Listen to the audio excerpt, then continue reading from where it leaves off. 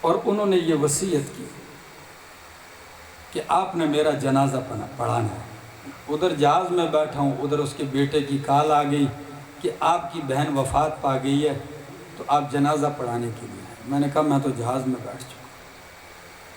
پورے راستے میں میرے یہ 3 4 5 ساتھی میرے ساتھ تھے، یہ کوشش کرتے رہے مجھے دائیں بائیں مصروف کرنے کی، لیکن میرے دماغ پہ وہی فکر تھی۔ تو زندگی تو یہ چیز ہے، کیا حقیقت ہے، کیا معلوم ہے، اٹھنے کی بھی ہمیں فرصت ملتی ہے کہ نہیں؟ تو آج کے اس مل بیٹھنے کو غنیمت جان لیجئے۔ کراچی کے اس بڑے سیلابی شہر میں کوئی کس کام میں مصروف، کوئی کس کام میں مصروف۔ سلطان میں آنے والے آج کے لوگوں، رب نے تم پہ نظر کرم ڈالی ہے تو اپنے قرآن کے سامنے بٹھا دیا ہے۔ اس رب کا احسان ہے۔ ذالک فضل اللہ یؤتیہ من یشاء، یہ رب کا فضل ہے، رب جسے چاہتا ہے دیتا ہے۔ توحید کی بات کر رہا تھا کہ عقیدے کی اصلاح ضروری ہے۔ آپ نے یہ تو سنا ہوگا کہ قرآن شفا ہے۔ کیا ہے؟ سنا ہے کہ نہیں؟ کوئی شک نہیں ہے، میرا ایمان ہے قرآن شفا ہے، اس لیے کہ خود قرآن کہتا نَنَزِّلُ مِنَ الْقُرْآنِ مَا هُوَ شِفَاءٌ وَرَحْمَةٌ لِّلْمُؤْمِنِينَ، کہ قرآن شفا بن کے آیا ہے، علاج بن کے آیا ہے۔ لیکن میرا دوست، میں اور آپ نے صرف اتنا سمجھا ہے کہ قرآن سے نزلے زکام کا علاج کیا جائے، قرآن سے بخار کا علاج کیا جائے، قرآن سے ناف ہوتا اس کا علاج شروع ہے، قرآن سے درد سر کا علاج تو ہو رہا ہے۔ لیکن قرآن تو علاج بن کے آیا تھا تیرے دل کی بیماریاں دور کرنے کے لیے۔ حسد کی بیماری کا علاج تھا، وہ تو کیا نہیں۔ بغض کی بیماری کا علاج تھا، وہ تو کیا نہیں ہے۔ منافقت کی کا علاج تھا، وہ تو کی نہیں ہے۔ کینہ لوگوں کے دلوں میں کے دلوں کے اندر پڑی ہے،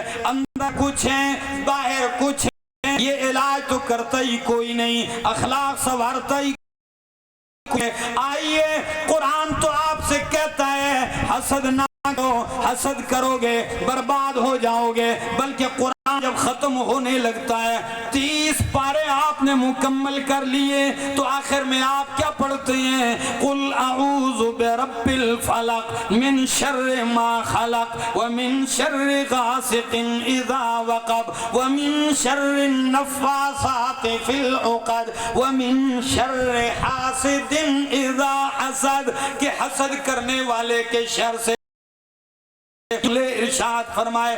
بتا دیا کہ قرآن کا علم ہوگا، قرآن کی وجہ سے بلندیاں ملیں گی، قرآن کی وجہ ملے گی، قرآن کی وجہ سے مقام ملے گا، قرآن کی وجہ سے آپ کو عظمت ملے گی، مقبولیت ملے گی، شہرت ملے گی، آپ کو اللہ مقام دے گا تو دشمن حاسد بھی پیدا ہو جائیں گے۔ اللہ نے فرمایا فکر نہ کیجئے، جس نے اتنی بڑی نعمت دی ہے اس نعمت کی حفاظت کے لیے آخر میں 2 صورتیں گارڈ کے طور پر دے دی ہیں۔ یہ آپ کے لیے حفاظت ہے، سورہ فلق اور سورہ ناس۔ تو اس میں ایک خاص ذکر ہے حاسد اذا حسد، اور یہی بیماری آج پورے معاشرے کو لے ڈوبی ہے۔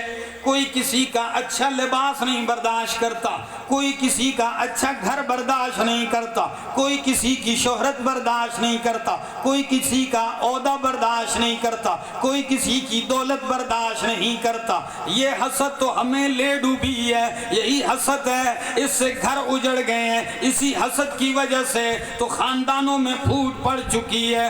میرا دوست، حسد نکالیے، یہ قرآن آپ کو بتائے گا کہ او میرا بندہ، نعمتیں دینے والا کون ہے؟ گونج تو ہو، نعمتیں دینے والا کون ہے؟ اکیلا اللہ ہے۔ جب اللہ کسی کو دے اور آپ کو جلن ہو، اللہ کسی کو دے اور آپ کو تکلیف ہو، اللہ کسی کو نوازے آپ آپ کو برا لگے تو مقابلہ کس کے ساتھ ہو رہا ہے؟ اللہ کے ساتھ ہو رہا ہے۔ کسی نے سچ ہی کہا کہ دنیا میں حاسد کبھی چین کی نیند نہیں سوئے گا، حاسد کی زندگی کبھی پرسکون نہیں ہوگی۔ اور کسی نے تو یہاں تک کہ اگر کوئی آپ سے حسد کرے تو بد دعا بھی نہ دو حاسد کو، اس لیے کہ آپ بد دعا دو گے کہ اللہ اس کو شوگر لگ جائے، اللہ تھائرائیڈ لگ جائے، اللہ اس کو کینسر لگ جائے۔ تو یہ چھوٹی بیماریاں ہیں، بد دعا نہ دو۔ جو حسد گر کو حسد کی بیماری لگی ہے، اس سے بڑی کوئی بیماری یہی اس کے لیے کافی ہے۔ جلتا رہے گا، گلتا رہے گا، سڑتا رہے گا، اور رب جب نوازے گا، کوئی جلے گا رب اور نوازے گا۔ دیکھیے یوسف علیہ السلام 12 بھائی ہیں، کتنے؟ 12 بھائی ہیں۔ یعقوب علیہ السلام نبی کا گھر ہے، نبی کی اولاد ہے، یوسف علیہ السلام سے پیار زیادہ ہے، محبت زیادہ ہے۔ اللہ نے یوسف علیہ السلام کو نوازا بھی بہت ہے۔ تو پتہ ہے کیا کہنے لگے برادران یوسف؟ کہ یہ عجیب بات ہے، عمر میں چھوٹا ہے، ہم طاقتور ہیں، کام کرتے ہیں، اور پیار ابا جان کا ان کے ساتھ ہے۔ آؤ ایسا کرتے ہیں، نہ رہے بانس تو نہ بجے۔ یہ تو محاورہ سنا ہے نا کہاوت۔ کہنے لگے آئیے یوسف ہی کو ان کی نظروں سے ہٹا دیجئے۔ آگے ابا جان یوسف کو لے جاتے ہیں، ہم جنگل میں چمن میں گھومیں گے، دوڑیں گے، سیاحت ہوگی، یوسف علیہ السلام بھی کھیلے گا، کھائے گا، پیے گا۔ تو یوسف علیہ السلام کے والد نے کیا کہا؟ مجھے ڈر لگتا ہے، تم کہیں لے جاؤ جنگل میں کوئی نقصان نہ دے دے۔ پتہ تو تھا، باپ اولاد کی رگوں سے واقف ہوتا ہے، پتہ تو تھا کہ یہ زیادتی نہ کر جائیں، کیونکہ یوسف علیہ السلام نے خواب دیکھا تھا بچپن میں، اور اپنے ابا جان سے خواب بیان کیا۔ کیا کہا؟ یا ابت انی رأیت 11 کوکبا والشمس والقمر رأیتهم لی ساجدین۔ میں نے دیکھا ہے 11 ستارے، سورج اور چاند کو، رأیتهم لی ساجدین، کہ وہ مجھے سجدہ کر رہے ہیں۔ باپ نبی تھا تو کہنے لگے او میرا یوسف لا تقصص رؤیاک علی اخوتک فیکیدوا لک کیدا۔ او میرا یوسف بھائیوں کے سامنے خواب کا تذکرہ نہ کرنا، کیوں؟ فیکیدوا لک کیدا، تیرے خلاف تدبیریں کرنے لگ جائیں گے، چال چلنے لگ جائیں گے، تجھے نقصان پہنچانے لگ جائیں گے۔ جس کا خطرہ وہی ہوا۔ باپ سے یوسف علیہ السلام کو لے کے جانے لگے تو بوسے بھی دے رہے ہیں والد کے سامنے، ایسے سینے سے لگا رہے ہیں، پیار بھی دے رہے ہیں، آؤ آج کھیلیں گے، ہمارا بھائی ہے۔ جو ہی باپ کی نظروں سے اوجھل کر دیا، تنہائی میں لے گئے جنگل میں، وہی یوسف ہے۔ دیکھتے بھائیوں کی نظریں بدل گئی ہیں، آنکھیں بدل گئی ہیں، ایک نے مارنا شروع کر دیا، ایک نے وار کیا۔ تو یوسف علیہ السلام جب سمجھ گئے کہ چھوٹے تھے بچے، جب مارا تو وہ دوسرے کی طرف لپکتے ہیں، انہوں نے بھی مارنا شروع کر دیا۔ تیسرے سے چمٹتے ہیں، وہ بھی مارتا ہے، چوتھے سے چمٹتے ہیں، ایک ایک کے پاس جاتے ہیں، لیکن کوئی سہارا بننے کو تیار نہیں، سب کی نظریں پھری ہوئی ہیں، اور کیا کہتے ہیں؟ اقتلوا یوسفا، کہ قتل کرو اس کو۔ لیکن جو بڑا بھائی تھا یہودا، وہ کہنے لگا قتل نہ کرو، اسے کنویں میں پھینک دو، یا تو یہ ختم ہو جائے گا یا کوئی اٹھا کے گھر لے جائے گا۔ بس مر گئے تو تب بھی ہماری جان چھوٹ گئے، اور اگر کسی کی ہاتھ چڑھ گئے تو وہ جا کے بیچ دے گا، تو تب بھی باپ کی نظروں سے ہٹ جائیں گے، بس ہمارا اور باپ کا معاملہ چلے گا۔ یوسف علیہ السلام کو پھینک دیا، کنویں کے اندھیرے میں جا گئے۔ اللہ واپس آتے ہیں، جاؤ اباہم عشاء یبکون، عشاء کو آ رہے ہیں اور رو رہے ہیں تو کہتے ہیں کبھی کبھی قاتل بھی روتا ہے. کیا؟ ہر رونے والے پہ اعتبار نہیں ہونا چاہیے. کبھی کبھی قاتل بھی روتا ہے تو مارنے والے بھی یہی ہیں, رونے والے بھی یہی تھے, رو رہے تھے. جب رونا شروع کر دیا یوسف علیہ السلام کے والد یعقوب علیہ السلام کہنے لگے بل سولت لکم انفسکم امرا فصبر جمیل, تمہارے نفسوں نے تمہارے لیے کوئی تدبیر گڑی ہے, بس میرا معاملہ تو یہ فصبر جمیل, میں تو صبر جمیل ہی اختیار کروں گا.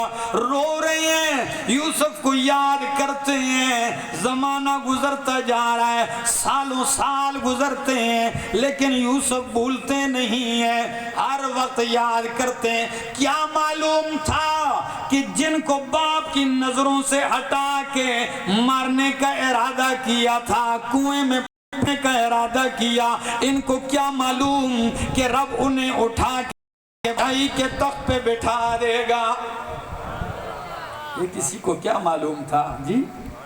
تو میں کہتا ہوں کہ گدا کو بادشاہ یا بادشاہوں کو گدا کر دے, گدا کو بادشاہ یا بادشاہوں کو گدا کر دے, میرے مالک تو جب چاہے کسی کو کیا سے کیا کر دے. کبھی منڈی اللہ, کبھی کنواں کبھی منڈی, کبھی پھر قید میں یوسف, کبھی کنواں کبھی منڈی, کبھی پھر قید میں یوسف, اور کبھی تو مصر کے قیدی کو مصر کا بادشاہ کر دے. یہ کرنے والا کون ہے؟ تو حسد سے کام نہیں چلے گا میرے دوستو. یہ علاج قرآن کرتا ہے, اور میں کہتا ہوں اکثر کہ حسد کرو گے تو کچھ نہ پاؤ گے, حسد کرو گے تو کچھ نہ پاؤ گے, شکر کرو گے تو گن نہ پاؤ گے. حسد نہیں کرو بھائی, شکر ادا کرو. ہاں انسان کمزور ہے نا میرا دوست, دل میں آ ہی جاتا ہے. تو کبھی کبھی کسی کے لیے عزت یہ بھی مسئلہ بن جاتا ہے. اور آپ کو پتہ ہے ہمیشہ حسد اسی سے کی جاتی ہے جس کو اللہ نے نوازا ہوتا ہے. جب کچھ نہ ہو تو کوئی حسد کرتا ہے. اسی لیے ایک شخص اپنے استاد کے پاس گیا, خدمت کی, جب جانے لگا استاد نے کہا جا اللہ تیرے حاسدین زیادہ کر دے, اللہ تیرے. تو جاتے ہو شاگرد رونے لگے کہ استاد محترم میں تو آپ سے دعا لینے آیا تھا, کیا مجھ سے غلطی ہوئی کہ آپ نے مجھے بد دعا دی؟ رو رہا ہے. کہا بیٹا کیوں روتے ہو, حاسد اسی کے زیادہ ہوتے ہیں مقام جس کا زیادہ ہوتا ہے. تو اگر اللہ دے رہا ہے دل میں آ جائے تو کیا کرنا چاہیے؟ علاج سن کے جائیے. کراچی والوں, انسان خطا کا پتلا ہے, حسد آ ہی جاتا ہے. ہم کوئی فرشتے نہیں ہیں. آپ کہیں گے یہ کوئی بڑا فرشتہ بنا, نہیں. مولویوں کا حسد یہ اپنے لیول کا ہے, ان کا الگ درجہ ہے, ٹھیک ہے. یہ تاجروں کا یہ الگ لیول کا ہے, مارکیٹ میں جا کے دکانداروں سے پوچھ لو, ان کا آپس میں حسد وہ الگ لیول کا ہے. سیاسیوں کا یہ حسد الگ ہے, اور عورتوں کا حسد وہ الگ لیول کا ہے جی. دکاندار کے پاس عورت نے کہا بھائی صاحب سوٹ دینا مجھے. انہوں نے کہا بہن جی کیسا سوٹ ہو؟ بہت اچھا ہو. کتنا اچھا ہو, کیسا ہو؟ کہتی ہے بھائی صاحب زیادہ تو مجھے پتہ نہیں ہے, بس ایسا ہو کہ جب میں پہن لوں تو پڑوسن کو آگ لگ جائے, پہن لوں تو پڑوسن کو آگ لگ جائے. یہ الگ الگ درجے ہیں. ہر آدمی حسد رکھتا ہے, لیکن فرق کیا ہے؟ اگر شریف آدمی کے اندر حسد آ جائے، شیخ الاسلام ابن تیمیہ کہتے ہیں الحسد مرض من امراض النفس وهو مرض غالب ولہذا یقال ما خلا جسد من حسد، کوئی جسم حسد سے خالی نہیں، فرق یہ کہ الکریم یخفیہ واللئیم یبدیہ، شریف آدمی اسے دباتا ہے، ہمارے اندر بھی پیدا ہوتا ہے، تو اس کا علاج کیا ہے؟ فوراً آپ کہو اللہ جو نعمت اس کو دی ہے اسے نصیب کر خوشیوں کے ساتھ، اور اللہ مجھے اس سے بہتر عطا کر، یہ علاج ہے۔ اور اگر دوسرا علاج لکھا ہے علماء نے کہ اگر آپ کو کسی سے حسد پیدا ہو جائے، دور کرنے کا ایک طریقہ یہ ہے فوراً اس کے لیے دعا شروع کرو۔ کیا کر دو؟ جو اس نفس کا علاج ہو رہا ہے، وہ جل رہا ہے، آپ اس کو اور جلا رہے ہیں، اس کو دعا ہے اللہ اور نواز دے، اللہ خوشیاں دے دے، اللہ سلامتیاں دے دے، اس کو اور دعائیں دے، یہ علاج ہے۔ یہ نہیں کہ اگر پیدا ہو گیا اب آپ نے کرنا ہے کہ جی اس سے کس طرح لیا جائے، کس طرح اس سے یہ چھینا جائے۔ حسد کرنے والوں کی بھی تو کوئی حد ہوتی ہے، کئی کہتے ہیں اللہ اس سے چھین کے مجھے دے دے، وہ بدبخت سادے آدمی اس سے چھین کے تجھے دے دے یہ مانگ، یہ کہتا ہے تو یہ کیوں نہیں کہتا ہے کہ مجھے اس سے بہتر دے دے؟ شیطان چھوڑتا نہیں انسان کو، اور کبھی تو یہ بھی کہتے ہیں مجھے ملے نہ ملے مگر اس کے پاس نہ رہے، مجھے ملے یا نہ ملے اس کے پاس نہ رہے۔ نہیں دوستو، آئیے دل صاف کیجئے، قرآن علاج بن کے ہے، اور اللہ کے پاک پیغمبر نے کیا فرمایا؟ خصلتان لا یجتمعان فی قلب عبد، خصلتان لا یجتمعان، دو خصلتیں کبھی کسی بندے کے دل میں نہیں ہو سکتی۔ کون سی دو خصلتیں؟ الایمان والحسد، ایمان اور حسد۔ کہ آپ دل میں ایمان بھی رکھیں اور حسد بھی رکھیں، یہ نہیں جمع ہوگا۔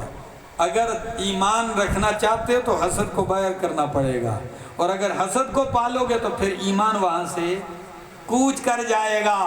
میرا دوست آئیے ایک واقعہ سنا دیتا ہوں، شاید میں نے وقت زیادہ لے لیا، تھکے تو نہیں ہے نا؟ چلتے رہیں 2 گھنٹے، ابھی تو لطف آیا ہے، سنیے ذرا، پھر نصیب کی بات ہے، آج سن لیجئے۔ نبی کریم صلی اللہ علیہ وسلم، مسند احمد کی حدیث ہے، مسجد نبوی میں بیٹھے ہیں، فرمایا اب جو اس دروازے سے آئے گا وہ جنتی ہے۔ جو دروازے سے آئے گا وہ کیا ہے؟ سارے دروازے کی طرف دیکھنا شروع ہو گئے کہ اب دروازے سے کون سا سعادت مند آئے گا جو جنتی ہے۔ آیا نہیں، ضمانت جنت کی پہلے مل گئی۔ تو عمر ابن عاص رضی اللہ تعالیٰ عنہ کہتے ہیں میں نے ٹک ٹکی لگائی دروازے پہ، دیکھتا ہوں ایک انصاری ہے، وضو کیا ہے، داڑھی سے وضو کا پانی ٹپک رہا ہے، تازہ مسواک اس کے ہاتھ میں آ گیا، بیٹھ گیا، نماز ہو گئی، کسی نے بات نہیں کی، میں بھی چلا گیا۔ دوسرے دن پھر فرمایا جو دروازے سے آئے گا جنتی ہے، جنتی۔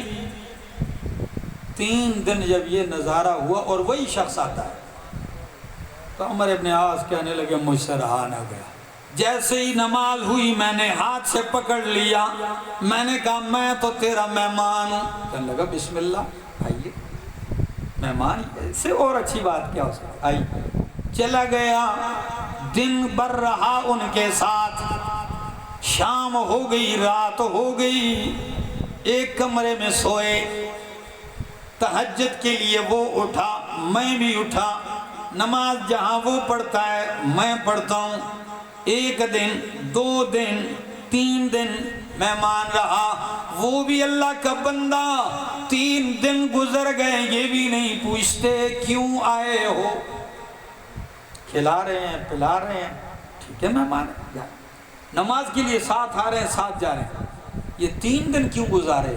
میں دیکھوں تو صحیح یہ عمل کیا کرتا ہے، کون سا عمل ہے جو یہ کرتا ہے جو ہم نہیں کرتے کہ یہ مقام پا گیا ہے۔ 3 دن گزرے کوئی خاص کام نہیں نظر آیا، جانے لگے۔ اس وقت انہوں نے پوچھا بھائی 3 دن گزارے آپ نے کوئی مقصد نہیں بتایا، اب جا رہے ہو تو اس لیے میں نے پوچھ لیا۔ وہ کہنے لگے اللہ کے بندے 3 دن لگاتار نبی کریم کی زبان سے آپ کو جنت کی بشارت ملی ہے۔ اللہ اکبر، جب یہ سنا ہوگا تو خوشی کی کوئی انتہا نہ رہی ہوگی۔ 3 دن لگاتار آپ کو جنت کی بشارت ملی ہے۔ تو نے کہا پھر؟ کہا میں 3 دن مہمان اس لیے بن کے رہا کہ دیکھوں آپ کرتے کیا ہے خاص عمل۔ تو وہ کہنے لگا بس جو کرتا ہوں آپ نے دیکھ لیا یہی کرتا ہوں۔ تو عمر ابن عاص کہنے لگے اللہ کے بندے یہ تو میں بھی کرتا ہوں، جو آپ کرتے ہیں یہ تو میں بھی کرتا ہوں، کوئی خاص نہیں۔ یہ کہنے لگے ٹھیک۔ جب جانے لگے تو نے کاندھے پہ ہاتھ رکھ کے کہا ایک بات سنتے جائیے، شاید وہ ہو جس کی وجہ سے اللہ نے نوازا۔ انہوں نے کہا وہ کون سی ہے؟ کہنے لگے واللہ اللہ کی قسم ہے میرے دل میں کسی مسلمان کے لیے بغض، حسد اور میل نہیں ہے۔ اس کی گارنٹی ہے، قسم اٹھائی۔ بھئی اب یہ جملے کہے تو عمر ابن عاص کہنے لگے وہی لا نطیقھا، یہی وہ خصلت ہے لا نطیقھا جس کی آپ میں طاقت ہے، ہم میں اتنی نہیں جتنی آپ نے۔ میرا دوست صاف دل یہ چیز ہے، صاف دل ایسی چیز ہے۔ علامہ ابن قیم رحمہ اللہ فرماتے ہیں جس طرح کائنات میں باقی ساری کائنات اور اوپر رب کا عرش، رب کا عرش سب سے اوپر، تو کہتے ہیں پورا بدن یہ ایک کائنات ہے۔ جس طرف کائنات میں اللہ نے اپنے لیے عرش کا انتخاب کیا، علی العرش استویٰ، ٹھیک ہے جی، ایک کما یلیق بشانہ، رب نے اپنے لیے عرش کا انتخاب کیا۔ اسی طرح مومن کا دل بھی عرش ہے، اس کو اللہ نے اپنی معرفت کے لیے دل کا انتخاب کیا ہے۔ الفوائد میں بڑی تفصیلی گفتگو کی ہے، کہتے ہیں یہ اللہ نے اپنی معرفت کا عرش آپ کے دل کو بنایا ہے۔ تو رب کی معرفت ایسے گندے دل کے اندر نہیں آتی ہے، صاف کرنا پڑتا ہے، اور صفائی یہی کرتا ہے۔ یہ کتاب ہے صفائی کے لیے، یہ ایسی صفائی کرتا ہے۔ صحابی کہنے لگے نبی علیہ السلام نے فرمایا کہ ان هذه القلوب تصدع كما يصدع الحديد اذا اصابه الماء، کہ دل زنگ لگ جاتا ہے جس طرح لوہے کو زنگ لگتا ہے پانی سے۔ تو صحابہ نے سن لیا، آپ نے بھی سن لیا، ہم ہوتے ٹھیک ہے لگتا ہوگا چلو، نہیں پوچھا یا رسول اللہ فما جلاؤہا، لوہے کا زنگ اتارنا تو ہمیں آتا ہے، سیکل کرتے ہیں، ریتی سے رگڑتے ہیں، رگمال سے رگڑتے ہیں، اور جو چیزیں ہوتی ہوں گی اس دور میں، لیکن دل کا زنگ کیسے اترتا ہے؟ دلوں کے طبیب نے فرمایا کثرت ذکر الموت وتلاوت القرآن، موت کو کثرت سے یاد کرو، قرآن کی تلاوت کرو، یہ دلوں کا زنگ اتارتا ہے، دلوں کی صفائیاں کرتا ہے، دلوں کی منجائی کرتا ہے، رگڑائی کرتا ہے، ایسے شفاف کر دیتا ہے کہ پھر ایسے بنتے ہیں۔ حضرت علی رضی اللہ تعالیٰ عنہ فرماتے ہیں لوگوں میرا غیب پر اتنا ایمان ہے، یؤمنون بالغیب، کہ رب نے جو کہہ دیا، رب کے حبیب صلی اللہ علیہ وسلم نے جو کہہ دیا، میرا اتنا ایمان ہے کہ لو کشف الغطاء ما زدت یقینا، اگر پردے ہٹ جائیں اور چیزیں سامنے آ جائیں تو میرے یقین میں اضافہ نہیں ہوگا۔ یعنی مطلب کیا ہے کہ جتنا دیکھ کے یقین آتا ہے اتنا بغیر دیکھے میرا یقین ہے، اتنا پختہ یقین ہے۔ ایسی صفائی ہوتی ہے۔ اور حضرت عثمان رضی اللہ تعالیٰ عنہ، کون سے عثمان؟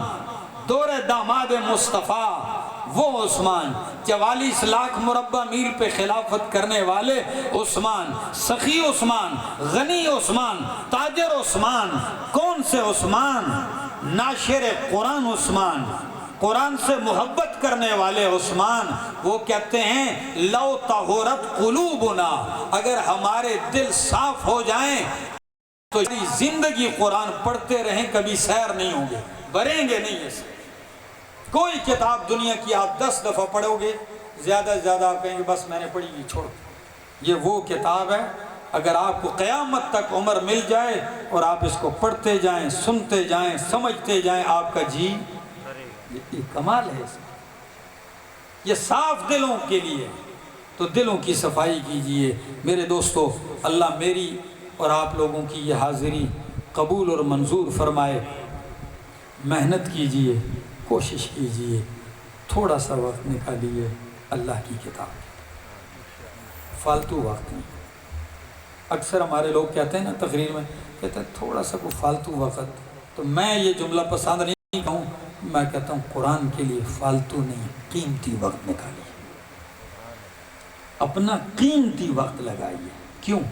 پتہ ہے، میں نے شروع میں ایک آیت پڑھی تھی، پہلی آیت میں نے پڑھی، کون سی؟ الرحمن علم القرآن خلق الانسان علمہ البیان۔ سورہ رحمان ہے، 4 آیتیں، الرحمن علم القرآن خلق الانسان علمہ البیان۔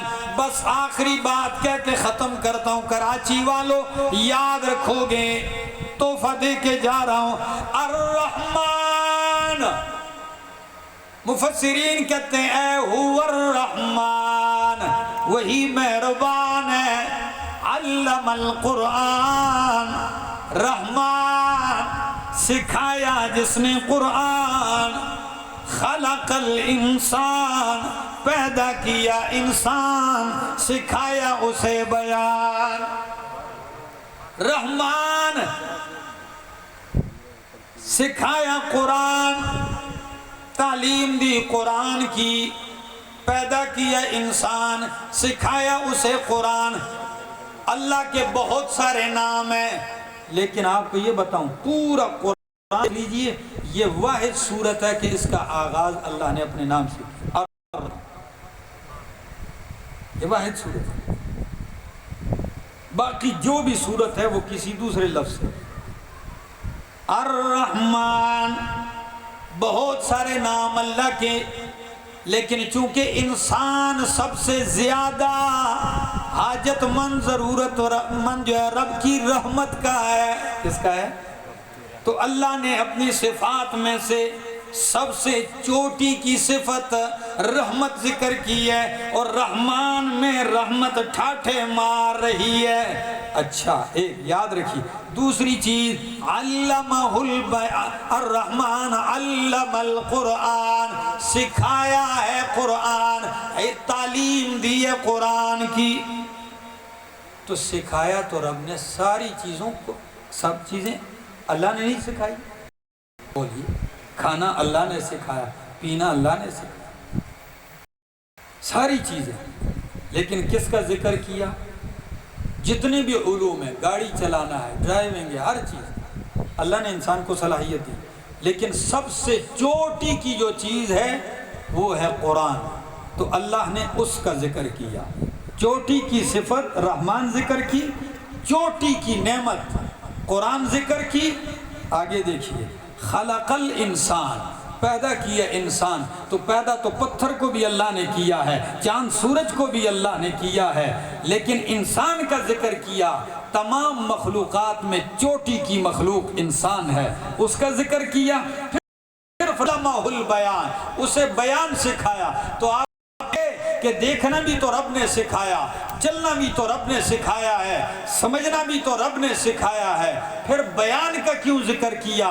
تو فرمایا سب سے چوٹی کی صفت بیان ہے، اس لیے کہ دیکھتا حیوان بھی ہے، سنتا حیوان بھی ہے، چلتا حیوان بھی ہے، پکڑتا حیوان بھی ہے، لیکن بولتا انسان ہے۔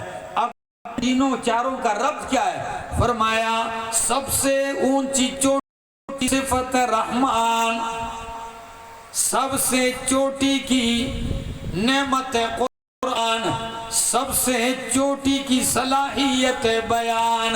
تو اشارہ کر دیا او انسانا، تو سب سے قیمتی چیز اپنی صلاحیت بیان والی قرآن پہ لگا دے۔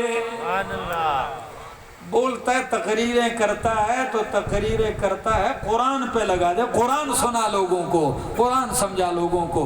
کوشش کریں گے، سیکھیں گے، زندگی واقعی ملاقات باقی۔ دعا فرما لیں آمین۔ اللہم صلی علی سیدنا و مولانا محمد وعلی آل سیدنا و مولانا محمد وبارک وسلم ثم صلی علیہ۔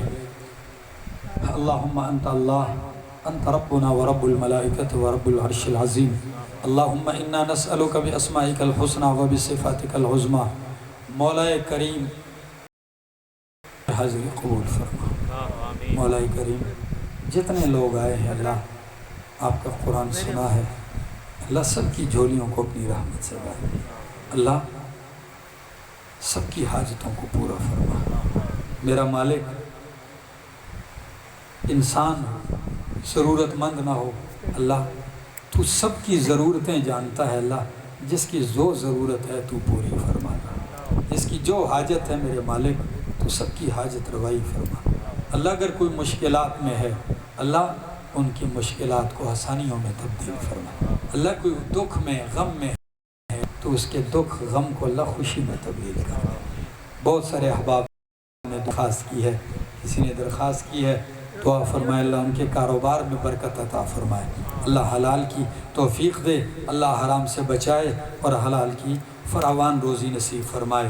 ہمارے عالم ہیں مولانا امیر اشاعت سنت ضلع وسطی، ان کی اہلیہ بیمار ہیں، دعا فرمائیں اللہ خزانہ غیب سے صحت اور شفاء کاملہ نصیب فرمائے۔